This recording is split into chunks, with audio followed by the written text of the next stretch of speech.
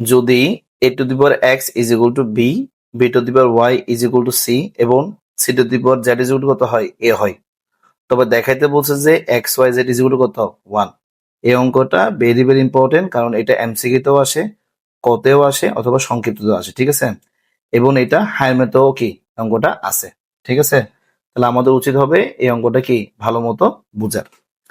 তো দেওয়া আছে লিখে ফেলতে হবে। আচ্ছা, দেওয়া আছে কি, উল্টা লিখবেন, ঠিক আছে। দেওয়া আছে C to the power Z is equal to A, মানে এইটা না লাস্টের আগে লিখলাম, ঠিক আছে কিনা। তারপর বা দিলাম, এই যে সি, সি এর মান কত, সি এর মান হচ্ছে যে এখানে সি এর মান হচ্ছে B to the power Y, ঠিক আছে। তাহলে এই সি এর জায়গায় আমি কি লিখবো, B to the power Y লিখবো। তো সি এর জায়গায় B to the power Y লিখলাম, উপরে কিন্তু জেড ছিল, ইজ ইকুয়াল টু কত এ, বুঝে গেছে। তাহলে এই যে প্রথমে দেওয়া আছে এটা লিখলাম, এই সি এর মান কত, B to the power Y, তো সি এর জায়গায় বি টু দি ওয়াই লিখে দিছি, উপরে জেড আছে জেড রেখে দিলাম। এখন আমরা জানি কোন একটা সংখ্যার উপর যদি পাওয়ার হয়, তার উপর যদি আবার পাওয়ার হয়, তাহলে এই পাওয়ার দুটা গুণ হয়ে যায়, ঠিক আছে। তাহলে বি একটা সংখ্যা, তার উপর পাওয়ার হচ্ছে ওয়াই, তার উপর পাওয়ার যখন জেড হয়, তাহলে এই দুটো কি যাবে, গুণে যাবে। তাহলে B to the power Y Z is equal to কত এ, এদের পাওয়ার কি গুণ হয়ে গেছে। আবার আসি, বি এর মান কত আবার, ঠিক আছে, বি এর মান হচ্ছে যে A to the power X, B এর মান কত, তাহলে এই বি এর জায়গায় আমি লিখবো A to the power X, এই বি কত লিখলাম, B to the power X লিখলাম, ওয়াই উপরে কিন্তু কি ওয়াই জেড আসিল, ইজ ইকুয়াল টু কত এ।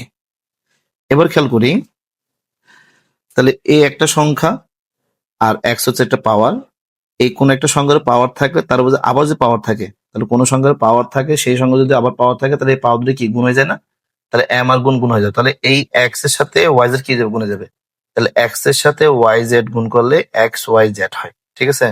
তাহলে এর উপর আসতেছে কি এক্স ওয়াই জেড, আর এই পাশে আসতেছে কত এ, ঠিক আছে। এখন একটু খেয়াল করি, বা দিয়ে এখানেও কিন্তু জিরো, এখানে কিন্তু ওয়ান আছে, কত আছে ওয়ান, মানে কোন সংখ্যার উপর যদি কোনো কিছু না থাকে, তাহলে আমরা ওয়ান আছে বলে কি করি ধরে নিই। যেমন 5 এর উপরে আমি কি লিখতে পারি, 5 এর উপর 1 লিখতে পারি, 10 এর উপরে কি লিখতে পারি 1 লিখতে পারি, ঠিক আছে।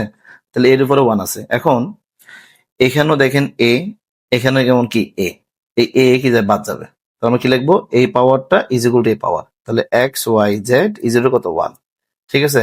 এখন অনেকে বলবেন এটা কিভাবে পাইছি, একটা সূত্র আছে মনে আছে কিনা দেখেন তো, A to the power X is equal to A to the power Y হলে, ঠিক আছে, এটা একটা সূত্র। A to the power X is equal to A to the power Y হলে এই এ কি যায় বাদ যায়, তাহলে X is equal to Y হয়, ঠিক আছে। এই এ কি যাবে বাদ যাবে, আর এক্স ইজ কি ওয়াই হবে।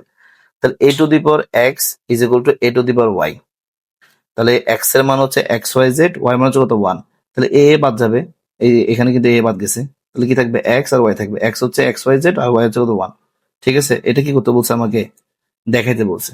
দেখাইতে বলছে মানে শুট, দেখাতে বলছে মানে কি শুট, ঠিক আছে কিনা। তো এখানে বা না দিয়ে এখানে সুতরাং দিবেন, কি দিবেন সুতরাং দিবেন, ঠিক আছে। এটা হচ্ছে কাঙ্ক্ষিত আমার আনসার। তাহলে সবসময় এটা পিছন দিক থেকে করবেন, তাহলে অঙ্কটা কি করবে অনেক সহজ হবে।